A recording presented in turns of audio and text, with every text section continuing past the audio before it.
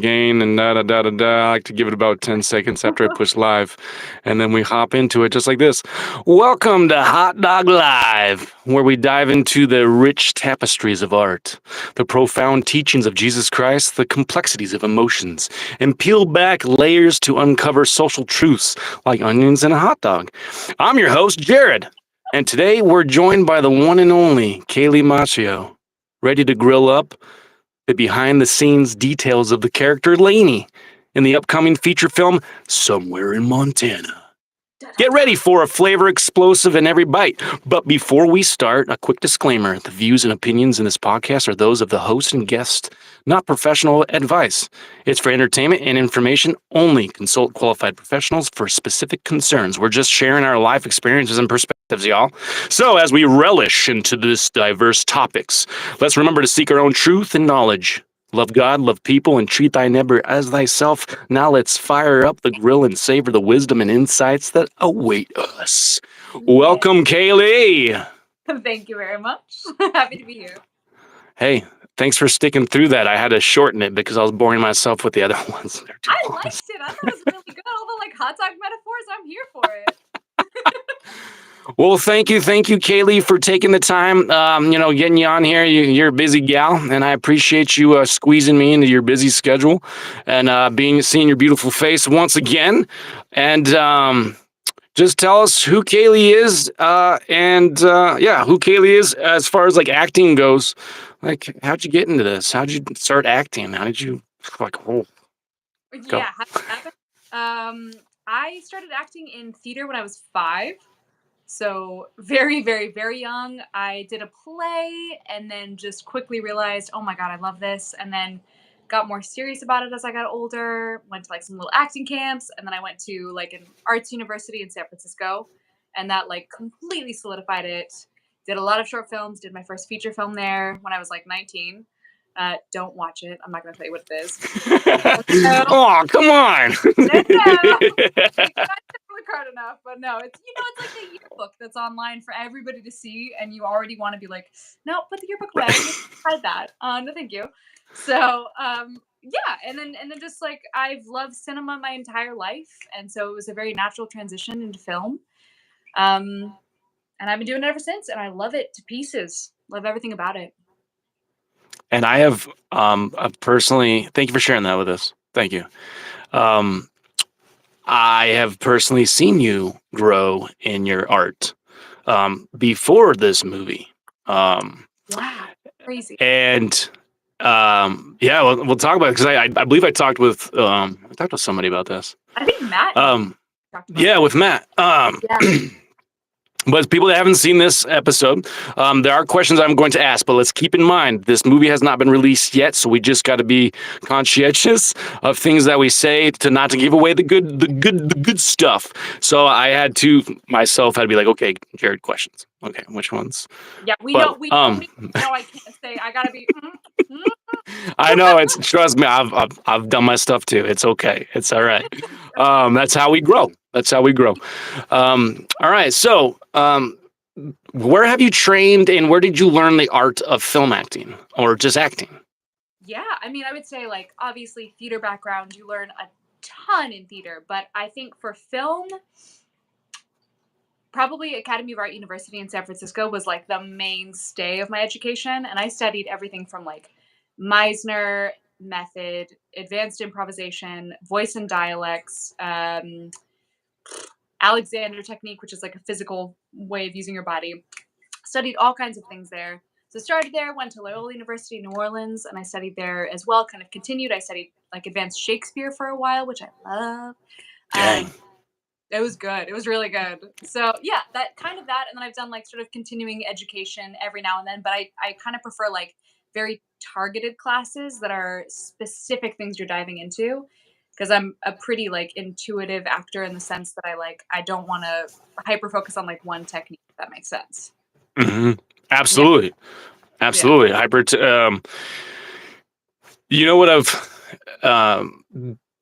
and since because to be honest with you, you've done way more study than I have in acting. I have done way more actual training than me. Mine's just trial by fire, being a goofball, seeing what works. And Like truly. Yes, I guess there's pros and cons both ways, Yeah, right? agreed. So, but when I really started learning film acting is when I started to learn how to teach it, Ooh, and yeah. what I've learned, and I feel it's.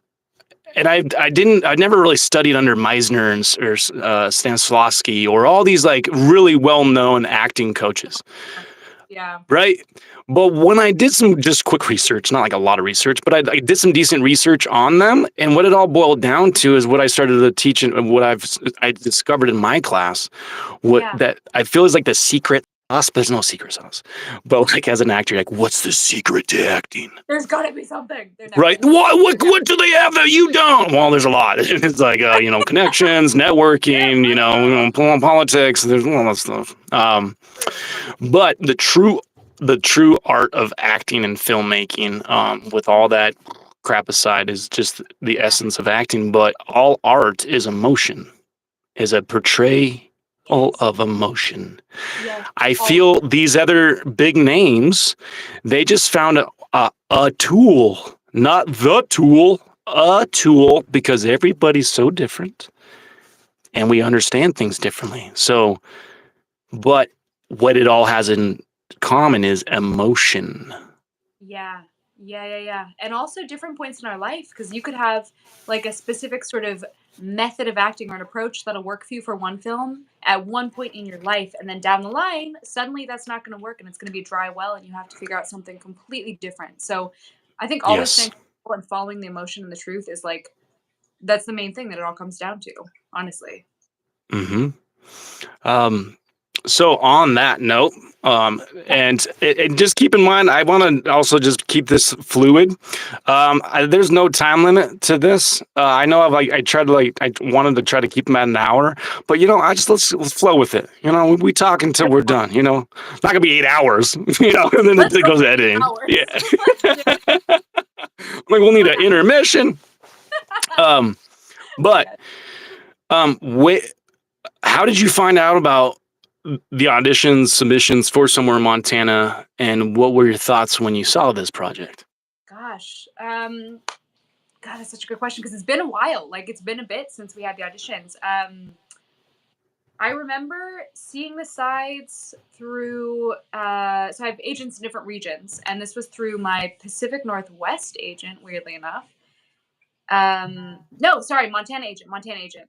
And I saw this audition, and I thought, oh God, I've always wanted to do something that was like Somewhere in Montana is not a western per se, right? It's not that. It doesn't fall into that genre, but something that took place in a small town because I grew up in a small town and that was something I've always wanted to do.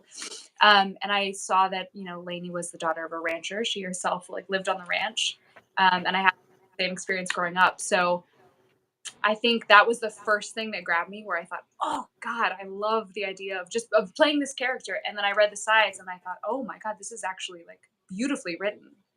So that was kind of what grabbed me. And then callbacks, like, oh my God, when we got the whole script and I read it and I was just like blown away by the writing.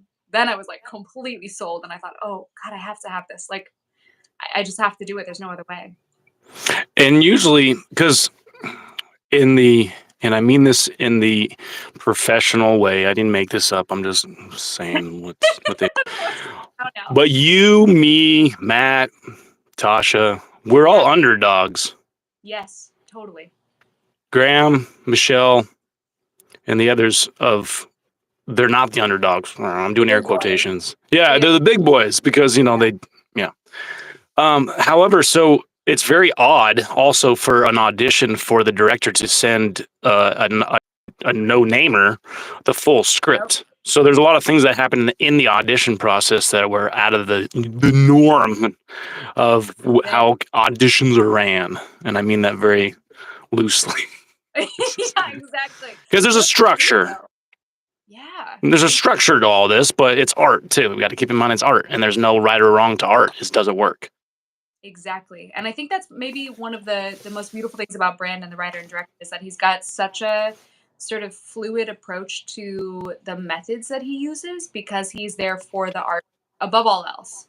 So I think that kind of like set the tone for all of us. Like I'm assuming you included in this process, Oh you yeah, know? Set the absolutely. tone. Yeah. Yeah, it was the process.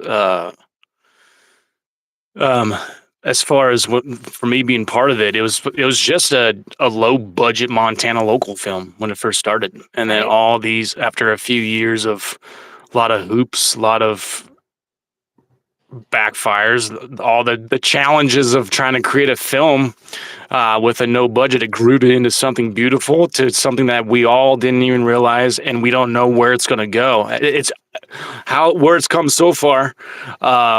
On my producer on the other side, uh, uh, we don't. It's already beautiful to where it's been already, and and the world hasn't even seen it yet. I know, it's crazy. It's crazy. I feel like they should have already. Like Yeah. yeah, yeah, it's weird. It's weird. Soon it's going to be here before we know it. I know. Yeah, it's gonna be amazing. And so when you submitted and Uh-huh. you got what happened after that? After you submitted the audition, what were your thoughts? Did you set it, forget it? Did you sweat it? Like, what was your process? Typically set it and forget it because they're like, as an actor, as you know, there's only so much you can do. So you can like put out your best work and you could sit there and ruminate on it, hope that something will happen. But in the end, my approach is always, okay, I do the audition and I can like hope beyond all else that I'll get something if it's a specific role that I really want. And this one I did. But I almost kind of have this like superstitious approach in my head where I'm like, okay, if I think about this too much or if I want it too much, like, I'm Yeah. that. I don't know. I might jinx it. So I like put it out there and I thought, okay, I really want this. Go little baby, go fly. Like let's just think all the good thoughts. And that was it. And then I waited and I waited. Yeah. Yeah. Well, I'm nothing but honest, Yeah. because there's positive on the other side. You were not my first choice as Lainey. I remember. Yeah, I remember this. Brandon said that basically Brandon was the only one I think that was rooting for me at the Yeah. time. I totally get why he was saying, like in retrospect, we had a conversation about it and he clued me in and he was saying that like originally sort of, Lainey was a lot more gruff and she was uh, Hmm. military and she was just much more of like a traditional sort of rancher girl. And um yeah, I mean, weirdly, I grew up halfway on a ranch. And I promise And that's what he was saying too. He's like, "Yo, no, she actually has this." I'm like, but she doesn't look rugged enough, man. I'm like, I'm military. I'm like, you yeah, did not look military. no, and I get that. And that's why I was like, oh God, I totally understand where they're coming from with this. And then at the callback, like we had the Zoom callback, and I like Yeah.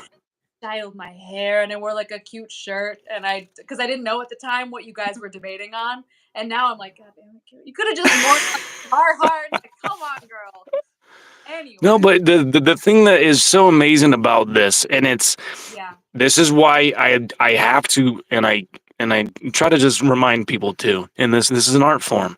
Casting is an art form. Directing is an art form. Every I believe that every aspect of making a film, post production, pre production, while filming, acting, not acting, behind the scenes, it doesn't matter. You're an artist because yeah, you're all trying to portray the emotion in your art form.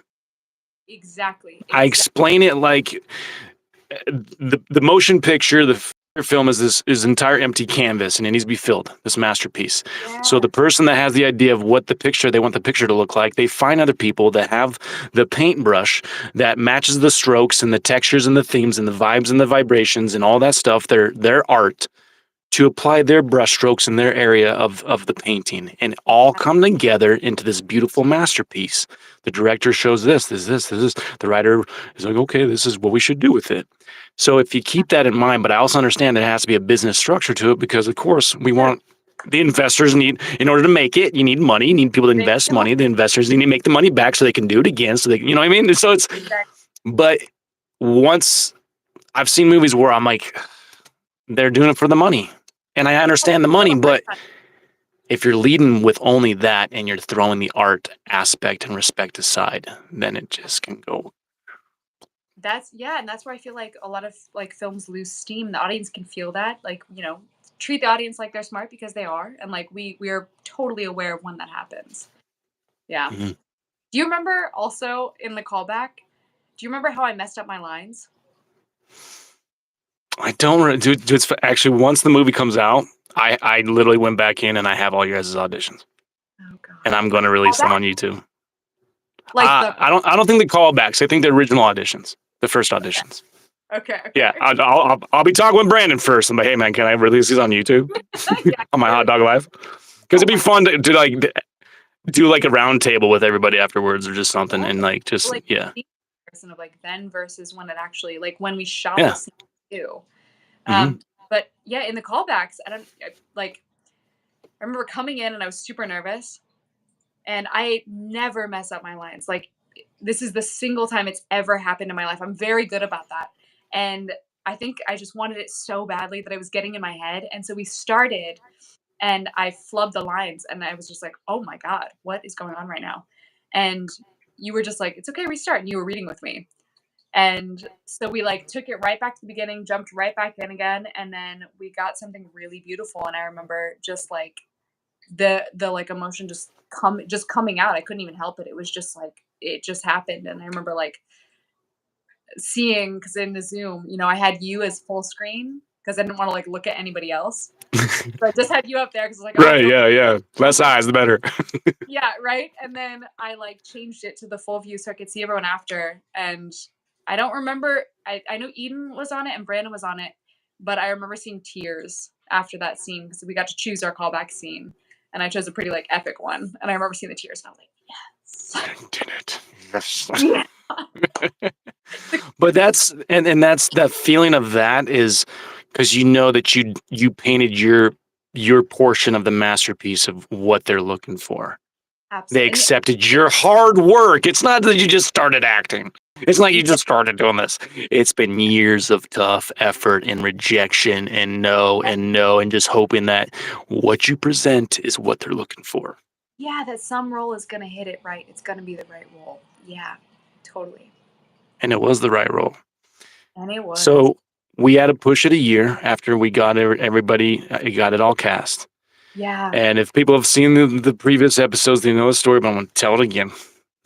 Hell It got pushed because Graham had some other stuff filming going on, so we had to push it a yeah. year, Yep. entire year. Which I was telling Brandon when he called me up, he was like, "Dude, we got to push this. Is that cool?" I'm like, "Dude," I'm stressing. It is like a month before we're like about ready to shoot, dude. I'm Yes. like, this gives us an extra year to fine tune what we need to do. He's like, "Yeah, Yeah. you're right, man." I'm like, let's take this as a positive because we need Graham. Like, Yeah. and Yeah. everybody will see why. Yeah. Um, so that was, and so what, over that year, Kaleigh, and this is what I'm talking about, like, I've seen you grow. I was just like, Brandon, she's not rough enough, man. Like, he goes, no, there's just something about her, dude. Trust me. And I go, artist to artist. I go, it wasn't a, well, he's the director, so I just gotta listen to him. I go, no, I trust you, man. Trust you. There's a mystery to art. There's a mystery to all this. And you got to It's respect it because we don't have all the answers. You just got to go with the feelings. right. And like if you see, like the director too, if they have a really solid vision, you have to like even if you don't see it, you have to trust, okay, they see something that cohesively is gonna work for them. Like in that painting we're talking about, like they see something that's gonna make it come to life. And you have to just trust that they know what they're seeing. It's hard to. And it's awesome because this is a movie inside the movie. And inside the movie, we had to do all this inside the movie, but outside the movie, outside the movie. That's such oh my god. Like when we were on set and we were seeing our own like production trucks on set in the shot and we were like, Yeah. the people It are made filming way easier because you didn't have to change scenes. yeah, You didn't have to because we move. jumped around just like our own stuff. You think about it, we didn't have to move base camp all the time. We Right. just did a turnaround. Yeah, we would like shoot where we're gonna eat lunch, and then we would like wrap, and then go eat lunch right there. Right. And just make sure the tape the plates were taped down to the table because it was windy. Exactly. But when I saw after that year, and I trusted Brandon with all that, I Yeah. saw firsthand scenes, like some of the first scenes with you, and I was just like, and then finally, and seeing you like live during the filming, and I'm just like, That's why I love Brandon. You just gotta trust. You just gotta trust another artist that has a vision, and it also does help that there is, there is a little bit of proof in the pudding. There was a little bit before, with Nexus of Evil and stuff, but now there's gonna be more proof in the pudding as far as like Brandon's capabilities Oh, and his absolutely. talent. Yeah, this is gonna sing his praises. Like it really does. All Yeah, of us, all obviously, but like, I mean, this is like a piece of Brandon's heart and soul that's out there and that's gonna be out there in the world for everyone to see and hopefully for everyone to connect to as well. yeah, And it's beautiful. Yeah. yeah. In the intro, I mentioned the rich tapestries of art. And how does your work in somewhere Montana contribute to this tapestry? Like, do you see acting as an art form that is parallel to other creative expressions? Yeah. Yeah. I think like every form of art is intertwined and it's just an expression of like human existence. That's all it comes down to and the truth of what that is for everyone. So I think you can't separate it like, externally, yes, there are things that like to make a film you have to do.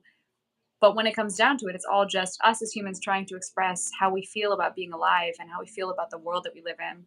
So yeah, they're all like all intertwined, all a piece of one great expression, I think. Besides an actress, are there other art forms that you do? Yeah. Like Any kind. Like, it could be like the most silliest thing that you're like, from time to time. Like, I paint rocks with nice messages and stuff, and I lay them around town. oh, that's actually really sweet. Oh my god. Okay, like that, I should. Um, no, I love photography, so I love like just getting to view the world through this little like frame and kind of figuring out how I can like tell a story or tell a feeling, like show a feeling through that. I also love writing. I actually just wrote a feature length script that Brandon is reading, has read. Sweet. Yeah, it's the first one. I've never done it before. How was that? How was writing it? How long did it take you? Not long, weirdly. Like Really? yeah, I don't know. Like I sat down and I got the bulk of it done within a week, which was insane. And then I took a big break and I was like, okay, we need to take a second. And then I came back to it and it sort of falls under the like sci-fi umbrella. So there was a lot of like the second you move one little piece, it's like Jenga, everything falls. Because, Ooh. like you're building, I don't know how to say this, but like you're building a world and every little piece matters. So Ooh. I it's like that. insane. Yeah. So I like went back to it and I was like, okay, I changed some things, then everything had to change because of one little Yeah, I was gonna say, yeah. but other than that, it was fast, it was really good, and now I have to just get the last like, updated draft done and yeah. So Look that at that. yeah, so writing sometimes. She's like, I just wrote a script in less than a week and a half. Yeah, you're right sometimes. That's really cool. Kaleigh, that's a talent. That is, you know how many scripts I've started and I've gotten like Yeah. 10, 11 pages deep, and then my ADHD brain, but they're Uh-huh. still there because the idea's still there. Just Yeah. like, the TV show that we're trying to put together, Glacier, Yes. which also with this movie taught me a lot of patience in the film universe. There's Yes. times where if you push it and rush it, it's not meant to happen. And if you try when it's not supposed to happen, it Yeah. goes.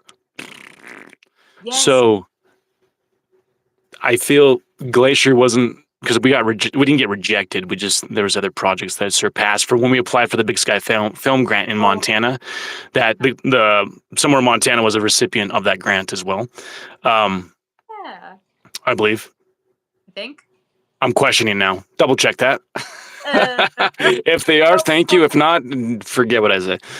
Um, but we applied twice and then didn't get it. And so we just go, hey, it's still good. It's not, time's not right. We'll see what happens. yeah.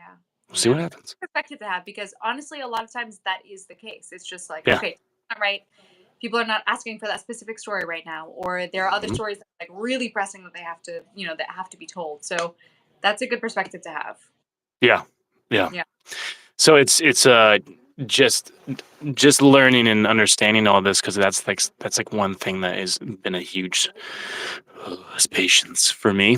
And so when it has come to this, especially in acting, I'm like, I just want to. My perspective and mindset has shifted over the past year, 6 months as far as acting goes. I'm like, I don't want to be famous. I don't care if I'm famous or rich from any of this. I just want to do my art and be happy, and I just want to do with others and make some magic and show some Right. cool movies. You know, Yeah. and if money comes out of that and fame comes out of that, I don't want to be famous. But if that's a byproduct of that, then I'll have to figure that as it comes. But I'm okay with never achieving that. Yeah, I think that's I don't know, I feel like that's kind of an empty goal too. Like if you go into it with that as what you want out of it, then like you are not Yeah. there for art. I mean, you could be, I suppose, for both, but like I just think, yeah, worry about the art. Everything Hmm. else is a completely separate thing that may or may not happen. The art is the thing that you need to like be true to in the end more than anything. Yeah. Yeah. So and also on this podcast, touch on the profound teachings of Jesus Christ.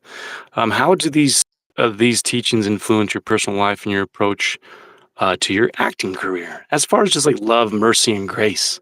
Because that's what Jesus talks about, is just accepting people for who they are, not what we want them to be, and just show love, Hmm. mercy, and grace. Because we're all equal sinners, and it's just love one another. You know what I mean? Yeah. And that's what I love about art. So how do you feel that, if it has at all, Yeah. um, you know, influence your personal life towards acting? So as someone when I was growing up, I wasn't really like raised with any religion, but I have like such profound respect for religion in general. I think it's such a Hmm.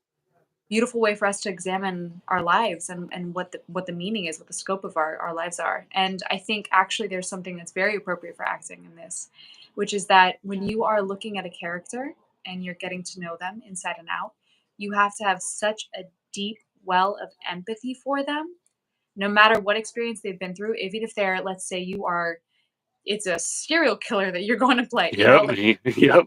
like you still have to be able to, you cannot judge them. You cannot put your own perspective onto their life circumstances that led them there or whatever's going on inside of them that led them there. You have to fully empathize with them and be open to the idea that like some people their whatever it was that led them to where they are, that happened and that's how they developed. And so I think, yeah, just a grace in the sense and love in the sense of like a very deep kind of empathy that you have for every single character no matter what. Yeah. Yeah. And that's beautifully spoken, because I completely agree with you on that one. It's like that's what, like, I love. I'm just really glad that I decided to open up the acting studio, so that way I would stress out of how to teach and teach it.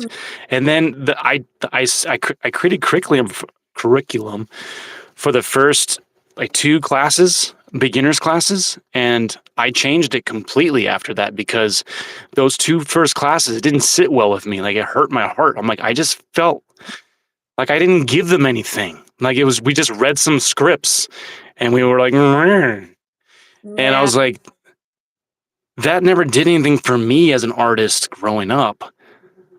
Right. What affected me personally that I can understand? Because if I can't understand it, then I feel that I can teach it. So I broke it down to where I could understand it. But I was going through a lot of personal emotional stuff at the time, this epiphany. So it helped me understand my own emotions, how to control my emotions, how to understand them. So therefore I was able to create this curriculum to help understand and build a solid foundation to start learning acting. Yeah. That's so important too, is like you have to be able to fully understand inside and out and also like care deeply about what it is you are teaching and the way you're teaching. So that's a really, really Yeah. good thing to learn and figure out. Yeah, we can just tell when people are just reciting lines in all walks of life. Yeah. You know what I mean? Like, hey, here in Montana, you got to keep your day job. So I work full Yeah. time at a liquor store, right? And Yeah. I'm a delivery driver. I unload the truck. There's only a total employees of like 8, including the manager and the boss, you know? Uh, So yeah.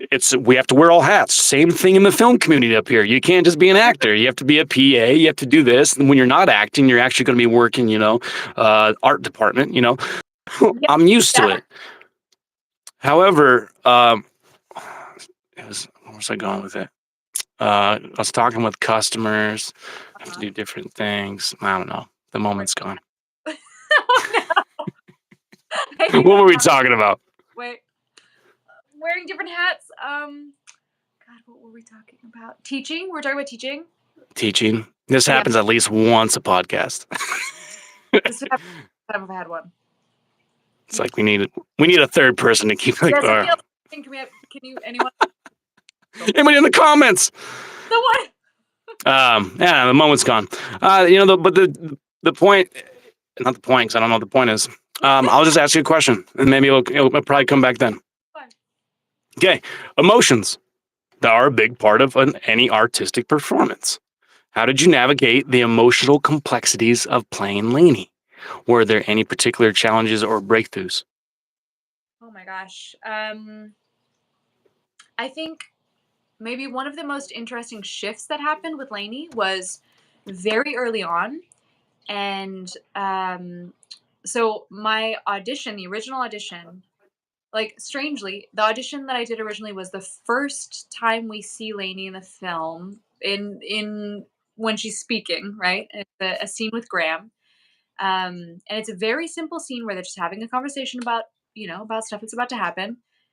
And in the audition, there was a little hint of the sort of gruffness of her father within her. And I remember the first day on set, that was Graham's first day, and I was a little bit nervous and was completely sort of just like struggling to find it with this scene. And I went back and watched the audition and I was like, God, I got it then. What happened? And I think it was because Brandon and I had a lot of conversations. We didn't like sit there and rehearse or go through the script at all. We had a conversation and said, Brandon was like, how do you like to approach a character? How would you like to do this? And I said, well, I think my preferred method would be to like know exactly what you would like out of this character and how you see her and what you feel about her and what role you want her to play in the bigger picture of the movie and make sure we're on the same page there, but not to rehearse it into the ground because for me, I'm a pretty like intuitive actor. I kind of like Yeah. my way through it. And I like to keep it fresh if I can, unless it's something that like needs to be rehearsed a lot. So in those conversations with Brandon, I remember that I sort of discovered that he wanted her to be like, yes, sort of a mix of her father and her mother, a little bit of the gruffness from the father and the stoicism, but then this sort of like big,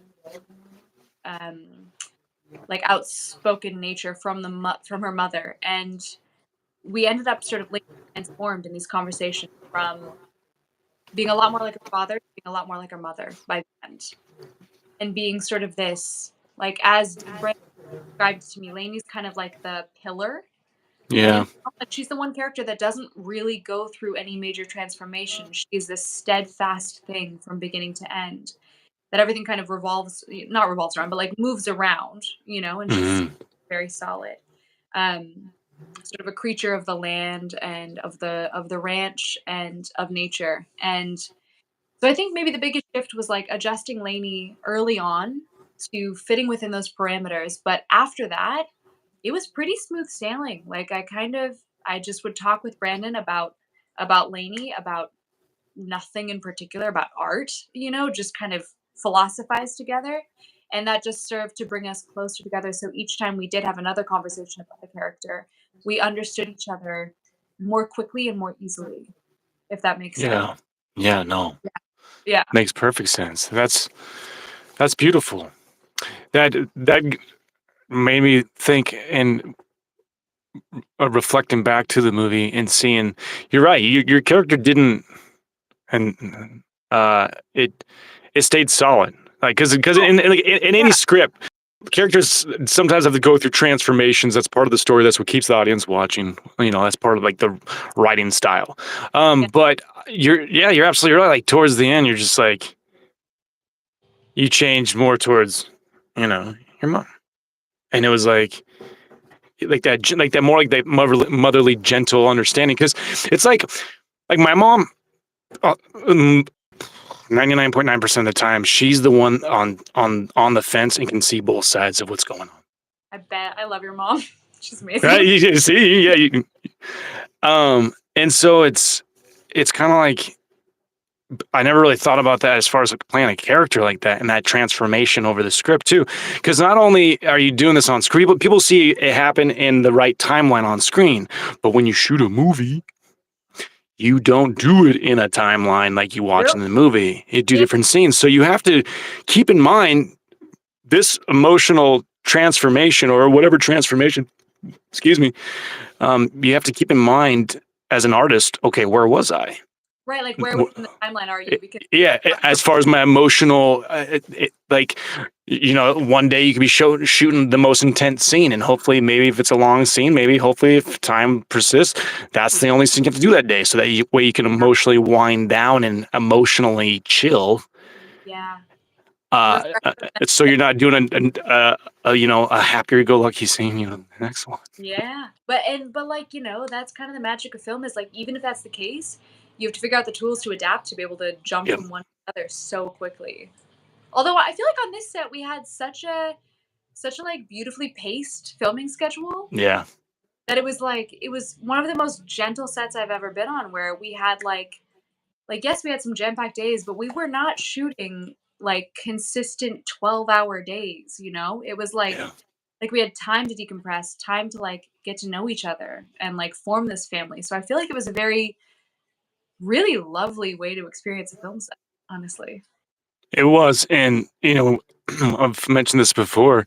There's times where people would have the day off, technically, Yeah, but they still came to set exactly. because it was just so fun to be there. No, I'm gonna show up.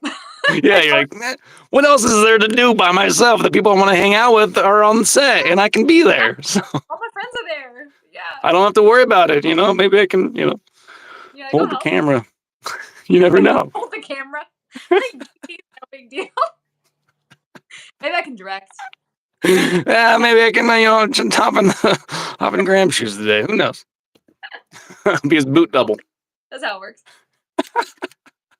Oh, I love that. It was, it was just a very lovely set, and just seeing everybody transform and grow, especially and I loved being proved wrong, not proved wrong, but prove that my thought was wrong at that time before I know what I know now. Yeah. Um, you know, it's so cool to see you guys grow in that year, but then also ever since we've wrapped production, we've just been following each other's journeys and seeing where everyone's going, and it's Nice. just cool. And then there's another movie that's being filmed right now that I'm part of, uh, with some of the same people from somewhere in Montana. May have been supposed to be on that set, but I couldn't make it. Oh, I know, I know. It's the end of the month, and then I like got a different shoot. I'm so sad. But anyway, hey, it's it's all there. good, and that's part of it. That's all part of it. Part of the art form is just, just also just finding, like, have you ever done a project where you're like, I've never done this before. I'll see how it goes, and like you were like, I'll never do that again, or you're like, oh my goodness gracious, I want to do more of this genre or this style. Yeah, You totally. don't have to be Yeah. specific if you don't want to, but you can say what you're. Oh, like an example of that? Yeah, Oh did my you god. ever like you tried one? You're like, oh, this is terrible. I never want to do this again. This type or this, this. I don't know. You know, I don't know. I think if I were to say that, it wouldn't be true because like just because I had like my first thought of the sort of like, oh, I don't think I want to do this again was like an experience that I had doing kind of like a rom-com, but I love rom-coms. Like it's not that I wouldn't love to do one again. It was just that that specific one, it wasn't to my taste, I suppose. So that's a hard question. But on the flip side, one I'd love to do again. Oh my god, like a period piece. Like Yeah, literally any time period that is not now. I don't care if it's set far in the future, far in the past, recent past. For some reason, it's like not for some reason. I know the reason. The reason is that you get to like live this other life and it's just like being a kid and imagining what it would be like and play acting, right? And that's like Hmm. comes down to it. That's what we're doing is this sort of expression of like your inner child just getting to live these different worlds and these different lives. So a period piece, my God, yeah, I would love that. It's the like because my other art forms, I do my living statue, paint up and Yeah, hold right. still Yeah, and right scare people. yeah. Well, I have another buddy, and he's gonna be on this podcast sometime. He's a really cool guy. He's from LA and he taught sword fighting like in movies. Like he's really good at sword fighting. Really nice guy. He had a costume rental, not costume rental. He had an event where you rented Spider-Man and he showed up and he didn't just have people show up in outfits. He had people show up in character in the outfits. Like they knew Yeah. how to like be the character. And so we were trying to just get that off the ground here over the past few months, just recently. And Yeah. then and nobody was signing up. Like I post Facebook, like nobody wanted it. Like Oh no. I'm like, what? Like, okay, It's what so is fun. Montana can be weird with this kind of stuff. Yeah. There's a bunch of just just want to go to the breweries and I don't want to drive our start. trucks. What? Okay. And so, but there's the local baseball, like semi-pro baseball stadium here in town. Oh, They had Star Wars night this past Friday, and so he calls me. He's like, "Hey man, they want Darth Vader and two stormtroopers." He's like, "You in?" And I'm like, "Yes." And hell so he gives me this Star Wars or this stormtrooper like from the OG movie, like just the white one. I guess there's a bunch. yeah. Um, The white one. what's that? I only know the white one. Yeah. No, I guess like I don't know. There's like newer stormtroopers or like I don't know. The white No, I ones. want the Right. But he gives me this and he had this business for 20 years in LA. And so some of these other. costumes they're movie quality costumes. But they're heavily worn. And so I was piecing together this thing and it was working. But we finally get there. We got this guy that can play Darth Vader. He was a mascot professionally, and like he's like 6'3", and yeah, full getup, like movie quality, just everything. And this is like out in the sun. This was like this past Friday. It Oh was my. hot, but it was so fun. The point to that, it was so fun to be like that because one, the Darth Vader guy, he was a professional so he knows how to just be silly and be a professional entertainer. Yeah. And so it was easy to like ensemble with him. And the other guy's never done this before, so he was all stiff, It's like he was a stiff sort of stormtrooper, and I'm all like the silly one. I'm like doing like photo bombs. I feel like you need both though. Like maybe that was good that you had. I know, yeah, exactly. It worked. See, it worked. There's no right or wrong, but it was just fun because you just got to put on this face, and like I had to pull back on. I'm so used to doing living statue, freezing cowboy moves, like Yep. tipping my hat and stuff. And so I was like It's starting to do that. Yeah, as a stormtrooper, I'm like, I don't have a brim, you goof. so funny though. Oh, I did. Did I ever tell you that I like did that basically for like Disney princesses for a while? You did? I No. did. Yes, yes, yes, What yes, yes. princess? I did many. So I did Belle, Ariel. I did like Cinderella one time, which was not a good fit. Like Belle and Ariel, you get it. Yeah, I'm like, yeah, it's Cinderella. Yeah. Right? I wouldn't have cast you for that. But it was, I had to fill in. Money's money, hey. Yeah, money's not. You're an actor. You have to do lots of different things for your life. Yep. So, anyway, but it was cute. I like read to kids at bookstores in costume and went to like some parades and then did birthday parties. And I did Gwen from the new Spider-Man as well. That's cool. Yeah, that was pretty cool. I don't know how to do any crazy parkour though, so I felt like kind of imposter. Or I was like, right. Like do a backflip. You're like, I don't. That's not. Just take a picture. Cartwheel? You want a cartwheel? Right. That cartwheel. What was your favorite character to play out of those? Woo! Ariel. Ariel. Yeah. So you just sat on a rock with a tail, and you're like, I wish. No. I was in like a ball gown Ariel. oh, okay, that Ariel. But I think like Belle is one of my all-time favorite Disney princesses. I love her and I relate to her so much. But But like I just think Ariel was more. She was more fun. She was a good Yeah. time. Yeah. It's have you ever done any performing arts where you had to create a character to perform besides the princesses? I mean, I did a lot of like I did like a acted in and directed, co-directed like a sort of full-length improv show once. And so Sweet.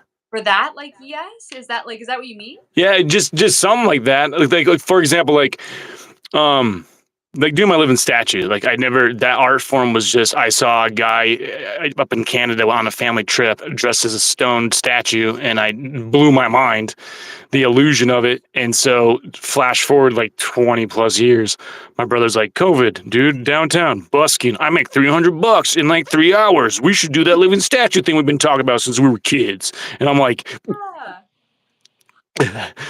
what do you have in mind? But what do you want to I don't know what to do, man. There's no rule books. So I just had to create it. And the stress Yeah. going into that kind of creativity, and not just like creating like painting and then hanging on a wall and then just watching people's reactions. No, learning how to interact with, like, what do I do? Like, how do I interact with people? Yeah, Like, like what's the what reason to do have I do? most like joyous or give them the biggest sort of woo, surprise? Yeah, it turned into a psychology or like a sociology experiment of it. It really is like seeing what makes people like tick or Yeah. jump or the flow of traffic, or if I do my job too well, I don't get paid because they think that I'm an actual bronze cowboy statue standing there with a bucket of money. You gotta like shake a little bit. You're like, Yeah.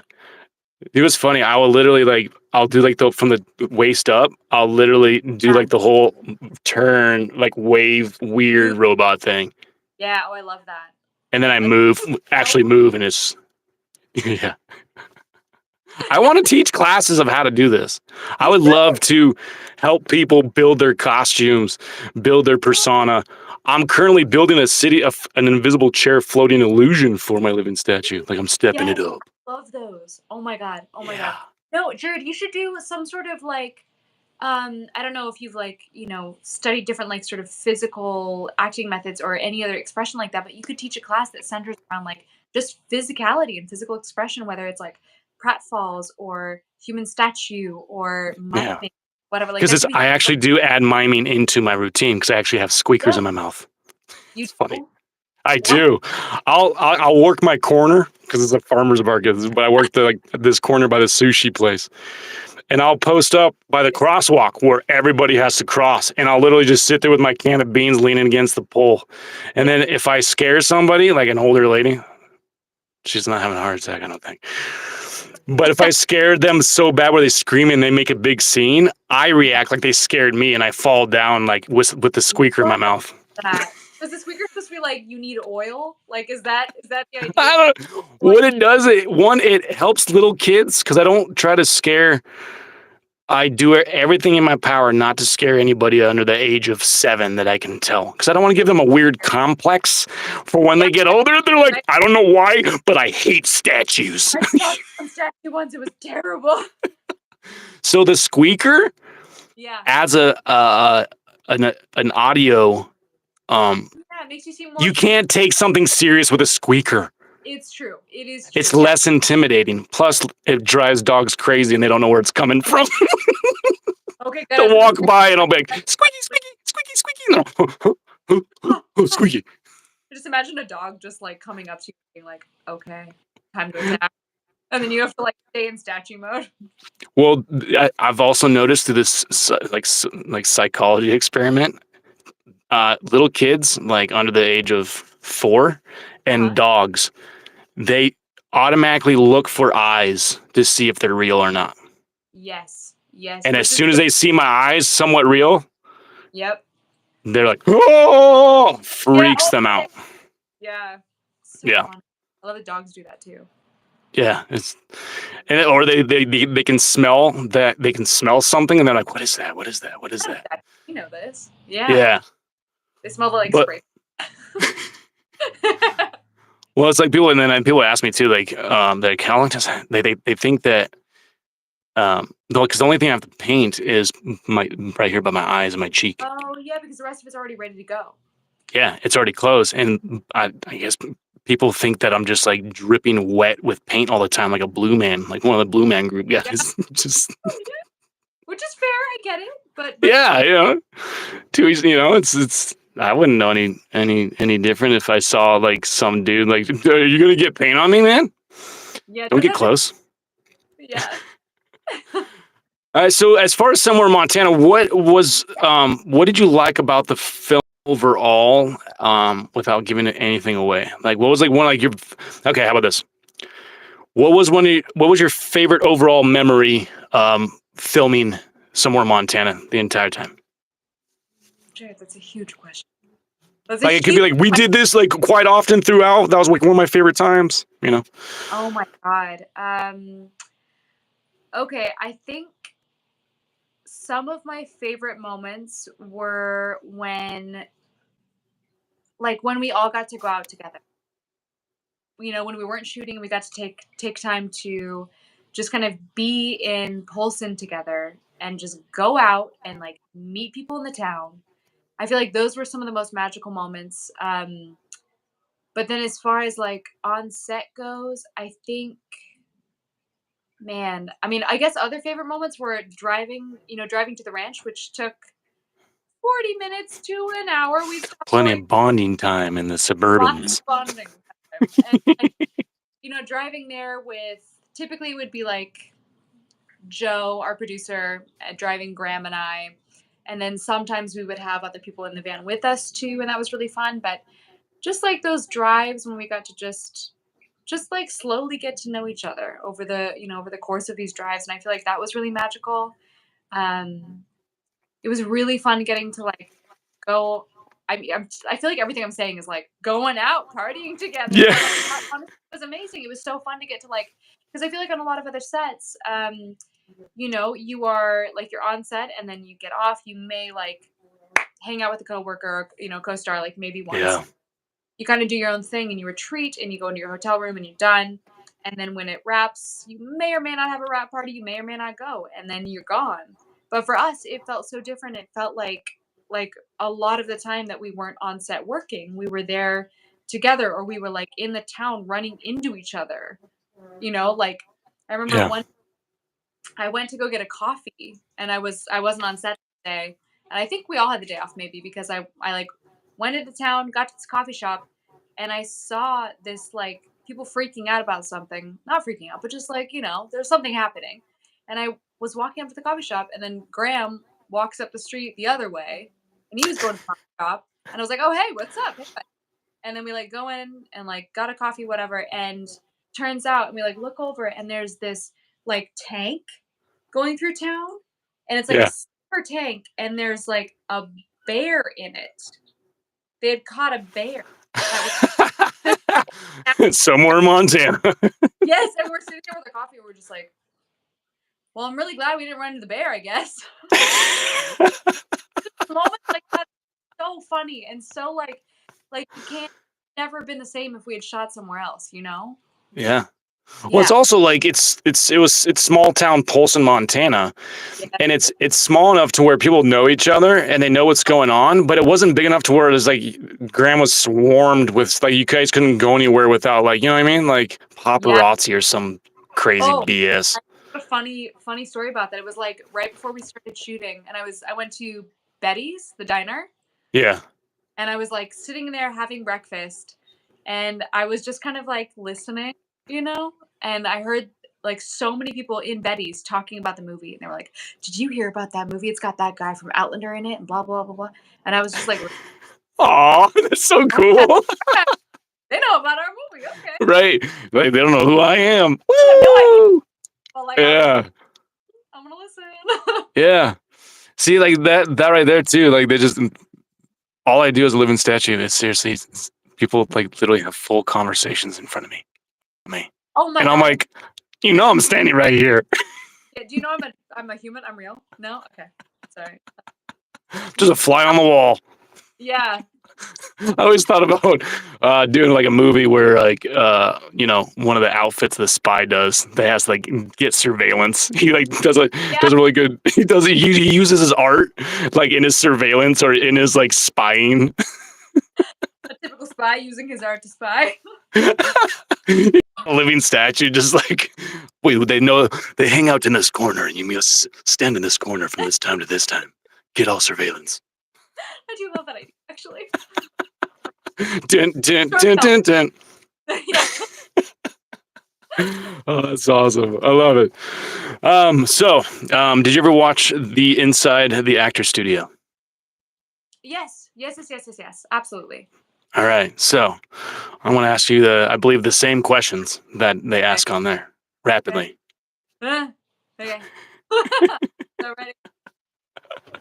And you can, when it comes to the curse word, you can say it if you want to. If you don't want to, I don't care. Are you gonna bleep it out? Yeah, I can bleep it out. Or I don't. I'm like I can if I edit it. I just don't edit these, but I can. All right, ready? Okay. What is your favorite word? Favorite word is either saudade, which is a Portuguese word that means sort of like, I'm gonna do a terrible job, but it's like this sort of really deep longing and love for something that's gone, but you still sort of feel it with you. So saudade is a beautiful one, and then crépuscule just means like twilight in French, and I love it so much. It's just so fun to say. I love it. Yeah. It's like sometimes the favorite word is just because it sounds fun. Honestly, yes. It just feels good in the mouth. Right, like Francisco. What's your least favorite word? Least favorite word? All the time. It's just a filler word, and I say it, and I can't stand it. Doing this podcast has helped me be more conscientious of how I talk, especially on here, because I'll be listening to these because I like to just see how it goes. I can like maybe critique some stuff, and I'm like, geez, Jared, calm down with all the filler words. Holy. So it's helped. Yeah, it's helped. All right, what turns you on creatively, spiritually, or emotionally? Truth. Truth. Like imagination and truth. It's yeah, I just feel like everything creatively, emotionally, spiritually, everything is just trying to get closer to whatever the truth is for you, whatever the truth is internally. So I know it's kind of a nebulous answer, but that's my answer, and I'm sticking to it. No, I like it. Truth. Learning later on, this late in life, not late in life, but at my age now, truth and honesty and just being real. Yes. You can't really go wrong with that. No, and the people that are meant to find you will find you, and vice versa. And the things that are meant to find you will find you, and they're not going to do that unless you are just like unabashedly yourself. What turns you off? Creatively, spiritually, emotionally, all the above. Yes. I mean, I suppose just the inverse. Like, and it's funny. I don't want to say dishonesty because that doesn't quite fit, but like inauthenticity, I guess. Like when you can feel, just like you were saying in a movie where you see it and you feel like it's done just for the money and you don't feel any heart and soul in it. It's things like that in daily life. If I feel a dissonance between what I think is the truth and or what I can feel is real and what someone is saying, then it causes this strange sense of dissonance that I don't think belongs in my life. I don't think I like having that around anywhere, creatively, emotionally, in any way. I watched. What really grinds my gears Yeah. is when you're scrolling through, or you're on YouTube or just wherever, and you see these people that are capturing. I'm doing air quotations, capturing a sentimental moment, and it's staged, and you can see it's staged. But you read the comments, and there's people that believe it. I'm like, why? Stop, people! I don't believe anything I see online now. You shouldn't though. That's the safest thing. I know, but it hurts. It hurts my soul to see that, and I'm like, Like it was about because I'm a veteran. Yeah. It was about this kid on in an airplane, and like his dad and his army buddy, and they're in uniform, and you can tell they were in uniform, but they weren't an actual legit Uh, uniform. And then next to the kid was a mannequin. You could tell it was a mannequin with a hat on. oh And they my were god. kicking the kid's chair, and he had headphones. He was like, "Stop it!" And the caption was like, "He doesn't realize that that's his dad. He hasn't seen whatever." Okay. And I scroll, and people are literally believing this video, and I'm like, "Come on, why? But I feel Why?" like in certain contexts, it's not harmful, but the idea that you don't know when that's happening, when it's If it had a not. disclaimer said this is Oh, staged, yeah, totally. Yeah. just that's all I'm asking for. I'm not saying don't make it. I'm just saying let people know what it is. Yes, I Truth. totally agree with that. Yeah. Yeah. Truth. Like this whole AI thing with Hollywood and stuff, Oh, right? I know. Yeah. I go, okay, I get it. But if you're gonna use it, if you can, you let everybody know that it's not you that made it. Yes. Yes. Yes. Yes. I agree with that so It should much. just have its own genre. That's it. AI created genre. Yeah. I hope something like that will happen. I really don't think it will. I think it's going to be pretty tough Yeah.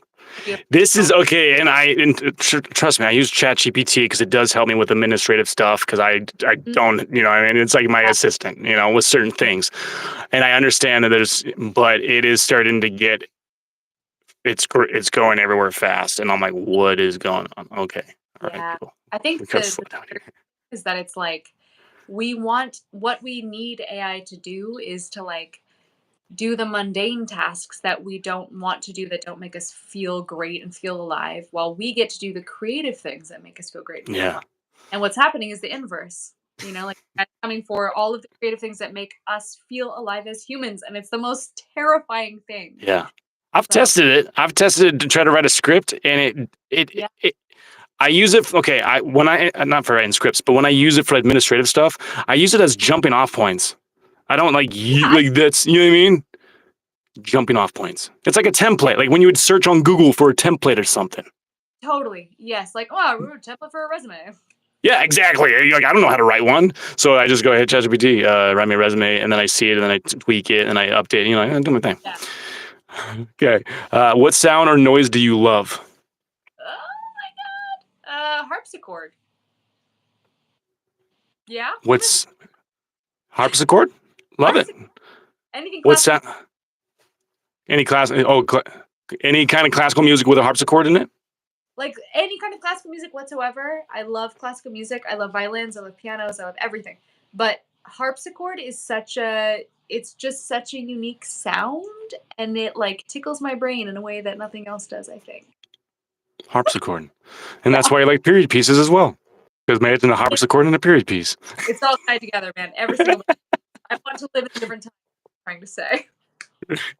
What sound or noise do you hate? You're anything but a harpsichord. Anything but harpsichord. God, no. Maybe like okay, this is a funny dumb one, but like if you're driving, any sound that it's like an unexpected sound when you're driving is terrifying. Do you know what I mean? Where like you just suddenly are like, "Oh my god, my like tires popped or my like car is falling apart or something." So literally just Yes. car that you don't know what it is. That it's like the worst feeling. I bought a car for $1,900 4 years ago. So still one I'm still driving. That's Still amazing. driving. That's It is it's still driving. And when I just bought it and I uh-huh. was driving to my mom's house up in the mountains, I'm going up this Yeah. big pass. Oh, the one when you first see the Mission Mountains when you're going into Oh, St. Ignatius. That yes. right? Yes. Yeah. Yeah. Valley Hill. I'm going up it, and all of a sudden it goes like Oh my. oil leak in Sector 5. And I'm all, what's going on? What's going on? What's going on? What's going on? Yeah. See, then you're like, is my car gonna blow up? Am I gonna like what's gonna I happen? just bought it. I literally bought it like in just cash in hand, Oh got my in god. it, started driving. That's so scary. Yeah. That's why it's Yeah. terrifying. Yeah. I Yeah. feel you, girl. Yeah. All right. What's your favorite curse word?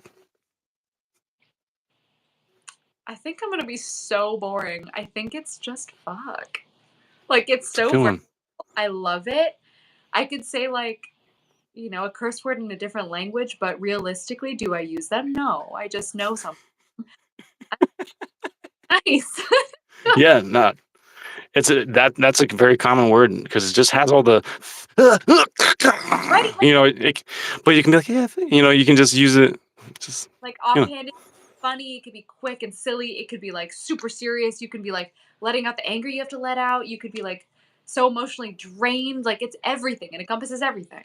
yep, just has all the right vowels and whatever the letters. I don't know phonics. I'm like vowels. I don't know English grammar. I'm like all the punctuations. You know what I mean? Right. All right. What profession would you not like to do? Anything but acting, honestly, Yeah. and, yeah, I don't know, like, I don't know, I feel like I am, like, a fellow ADHDer over here, and, like, I am not built for a 9 to 5 anything, like, my brain. Yeah. So anything that's super, super, super routine, I think I would end up slowly spiraling into the depths of insanity. Yeah. Welcome to my Montana. I've been conditioned now. No, my liquor store job. It's pretty. It's a little family, for me. My boss and I are like freaking best friends. Sorry. We built this. My brother built this sound studio thing that I'm in, and one thing that we didn't consider was any kind of ventilation. And Oh, no, it's in my brother's garage. So talk about hot dog. yeah. Dog sizzling over there. I was like, and then if I open up the door, you can hear the fan out there, so the whole sound. I'm like, nah, it's Oh, fine. you can hear but no one's Right. gonna.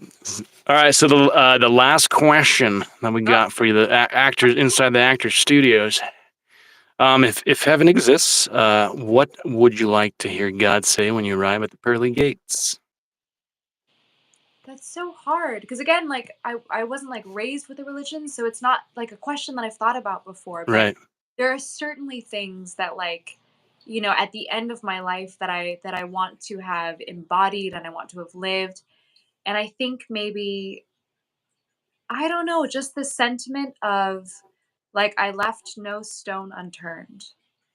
I think is what I would want most of all to be like the sentiment at the end of my life is every single, and it doesn't mean everything. I don't have to try everything, but like everything that I wanted to try, I did, you Yeah. know? You Yeah. know, it's beautiful. What's yours? Um, Good job, my what's the saying? My not my faithful and loyal servant. No, I- That I feel like that sounds right. Is that not right? I think it's something like that. Yeah. Yeah. Well, like well done, my good and faithful servant. Yeah. Yeah, Yeah. because I just want to serve, my Lord, our Lord. I just want to serve Him, and it's interesting because I was raised Mormon, and so Oh, my mom and I have, we've had some discussions on Hot Dog Live and stuff about just faith, and the things I don't agree with or believe, but it doesn't separate us. It doesn't. Her and I now can have open, warm discussions about because all what it all boils down to, for me, boils down to like a hot dog, is is just love God, love people, love thy neighbor as thyself, be truthful, be love and mercy. I feel like Start those are there. all like most beautiful parts too to take from it, where it's like that's what actually matters more than anything else. So I Because to think be that's honest with you, man-made religion, and I don't agree with any religion. So yeah, yeah, yeah, yeah, yeah. Yeah, there are a lot of things yeah. that So yeah, it's come from that. it's it's. I feel it's very hard to argue with some people when I'm like, what? Do you think it's bad to show love, grace, and mercy? Right, right, right. Like when it boils down to it, that's just going to make like the world run much wow, my words, much smoother overall. Like it's going to make us support and interact with each other in the ways that are going to make everything cohesive. So like of Hmm. course that's nothing but good. Yeah. Yeah. Well, that's I feel that we have had an amazing conversation. How about you? Yeah, me too. And I'm Lots of so like, and I'm so glad people that weren't watching. We were gonna possibly do this when she was over in London, and she was gonna have to like hop on at 2 a.m. and I was like, okay, girl, so no, we'll I'm do so this another time. it's okay. I So, yeah, found out 2 days ago, so I'm also like, right now my body's like, what time is it? Because it's oh like, yeah, yeah, it's like basically whatever time it is right now. It's like, 2 a.m. there. yeah. Would have been basically doing it 2 a.m. So, Yeah, yeah, but 2 we're 3 a.m. 5. We're rocking it. It's fine. I'm good. Yeah, Yeah. no, but yeah, that's we're gonna give it a wrap right there. I appreciate you so much. And anybody that's watching, hey, Kaleigh, just give a little shout out of the things that people can look for, where they can find you on social media. Would you like people to follow you on and see your art wherever? Oh yeah. Now I get to bring out my Instagram name, which sounds so pretentious. Or you can just check out the links below, and the links will be below. They'll be below. Check out any links below. But also, if you would like to find me on Instagram, that's where I'm the most sort of active on social media. It is at lord.macchio. Don't say anything, Jared. Don't judge me. My No other one, judgment here. what? Safe. This is a safe nest. Oh, also, Brandon, our writer and director, he now calls me Lord Macchio. Oh, he says Macchio, which you can say my name either way. He calls me Lord Macchio all the time, and I'm like, okay, well, I asked for it, so you know what? But anyway, yeah, find me on there on social media. I've got like some really wonderful films coming out in addition to somewhere in Montana. So please keep an eye out and some wonderful projects. I'm shooting in Montana again, actually, in August, which is very exciting. Sweet. Yeah, I'm gonna see you Hopefully, then. see you. Have to see you then. So Yes. yeah, come find me. Lord Macchio. Cool. Well, I appreciate everybody joining here on Hot Dog Live. I'm finally getting my studio up and together with my laptop and stuff, and I totally forgot the outro this time, so I'm just going to make it up. Check us out. I'm going to be updating these onto the other platforms like Spotify, Apple Podcasts, where you can find all other podcasts. But right now we're just here. But check out the links below. I have a Patreon page for Hot Dog, and I also have T-shirts and other artist stuff to support artists. That I create myself. Other artists create themselves. T-shirts, logos, all that kind of stuff. Stickers. Please subscribe. Follow us every other Thursday at 7 p.m. Mountain Standard Time for Hot Dog Lives as of now. And I appreciate everybody watching. Kaleigh, thank you so much. Somewhere in Montana will be released nationwide October 18th in selected theater, not selected theaters. I don't know. Is that the right announcement? I don't know. Somewhere I'm like in selected theaters. But yeah, so just check all that stuff out. I appreciate everybody. Thank you, Kaleigh. I will see everybody on the next one. Yeah. Everyone have a good night. Good night. Thank you, Kaleigh. Bye. This is like how I don't know how to end these things. You just have to end them. Do I have to do anything?